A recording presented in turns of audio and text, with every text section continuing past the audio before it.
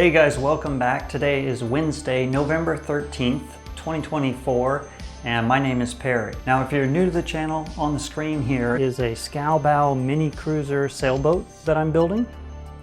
Basically, my mission here is to build a strong, trailerable, 14-foot sailboat that's watertight and custom built to cross oceans. I have moved out of California. Now, why did I do that? Well, probably the number one reason is finances. In San Diego, California, it was actually listed as the number one most expensive city in the country compared to the incomes you can get. The median house price had climbed to $1 million, and I just kind of make an average salary, so it wasn't going to work long term. And a second reason is I'm from South Carolina. I like a bit of hot weather in the summer, and then a little cold in the winter. The ocean that's nice and hot you can swim in. On the west coast it's pretty much cold year-round, and I really miss the really green trees. Yeah, all the greenery and flowers I missed a lot, so that's another reason I wanted to get back to the East Coast. When did we move? It started August 7th. We drove out of San Diego early in the morning. So where did we go? We decided to move to Raleigh, North Carolina. Now, I'm originally from South Carolina, so I wanted to get back to the Carolinas, but I like to try new places too, so we tried out Raleigh. Now, it's not on the coast. It's about 2 hours from the coast, but the cities along North Carolina on the coast are more rural. We don't actually have really big cities here on the coast, so it's kind of a compromise. We wanted a larger city with more amenities and better schools for the kids. But it's only about 2 hours from ocean access in places like Southport, New Bern, North Carolina, or 3 hours to the Chesapeake Bay in Norfolk. We looked at living around Norfolk, Virginia Beach area as well, but I've lived in Norfolk when I was in the Navy, and we took a trip there and just decided it wasn't really a place that appealed to us to live. So anyway, we've settled on Raleigh, North Carolina, and it's gorgeous here. If you're watching this and you are in the area, please do email me in the email in the description.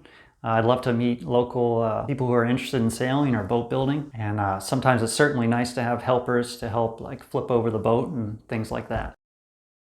How did we get here? Well, it took 6 days, and I sold the little black Honda Fit I had because I knew for towing the boat and launching the boat, I would need something with a bit more horsepower. The Honda Fit probably could handle it, but it's just nice to have a little more horsepower. But I don't really believe that you need like a 4x4 pickup truck. So instead, I got a heavier sedan. It's a 2019 Honda Clarity, and it's a plug-in hybrid, so I can plug it in at night and drive all day electric, no problem. But on a big road trip like this, the battery runs out pretty quickly. And it actually only has a 7-gallon gas tank.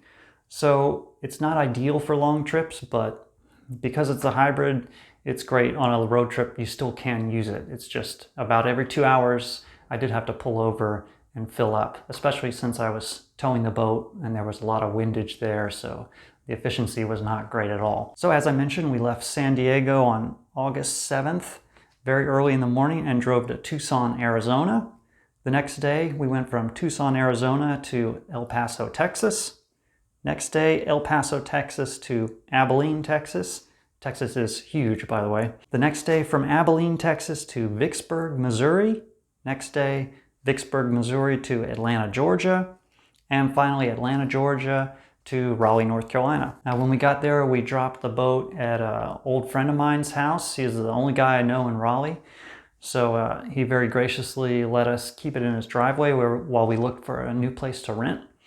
And then we went to an Airbnb, and typically when I move cities a lot for my work, and what we do is we rent an Airbnb for 2 to 3 weeks and look around for a place we want to rent and then move in. On the drive, I tried to keep the cruise control at about 62 miles per hour. I found that worked pretty well. We averaged 425 miles per day and about 7 hours of driving a day across 6 days. So with 2 little kids, that's about the most I wanted to do. Now, why didn't I film all of this?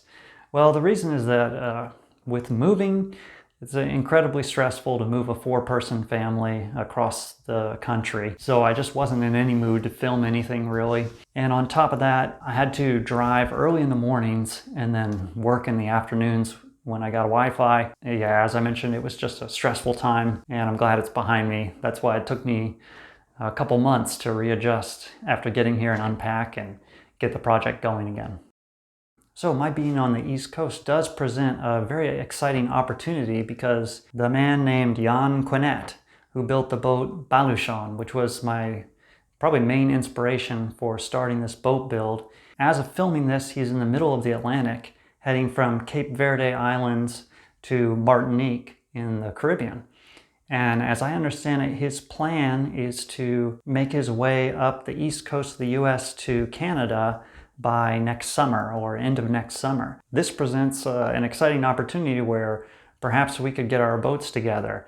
I think if I work hard through this winter and next spring, I can have the boat ready potentially by next summer. My plan is to try and do a couple little test sails in, say, the Chesapeake or the Cape Fear River or the ocean right outside those, and then do a shakedown cruise to Bermuda and back. So I think that would be a really good test of the boat before we go on to even bigger voyages and try to cross the Atlantic. So you can see my to-do list here, everything I need to get done over the winter and the spring. First thing I'm likely going to attend to is maybe some of the painting and building the buoyancy arch. Now the buoyancy arch needs to support a solar panel or two and a pole to hold a white light, and also very important, it'll support the mechanism for the steering gear that'll allow me to keep the boat on course without using any electricity. Now that the boat's on the trailer, it won't fit in a standard garage, and pretty soon when I put the keels on, it'll be too tall to fit through a standard garage door anyway. So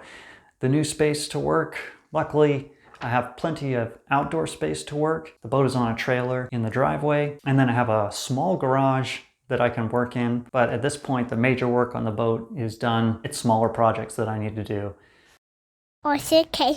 Sailboat. Well guys, thanks for watching. That'll bring everything up to date to today, and I'm excited to start on the next steps. If you'd like to support the project, there's some links down in the description, like Patreon. Patreon members get to view videos 24 hours in advance. There's things like Amazon wishlist and PayPal. But if nothing else, hey, leave a comment, give this video a thumbs up, and I will see you guys in the next one. Just 1 hour to make all preparations. We're getting underway. Hey, what's your name, buddy? Home. Come and get back to your station or I'll have you shot from your ear!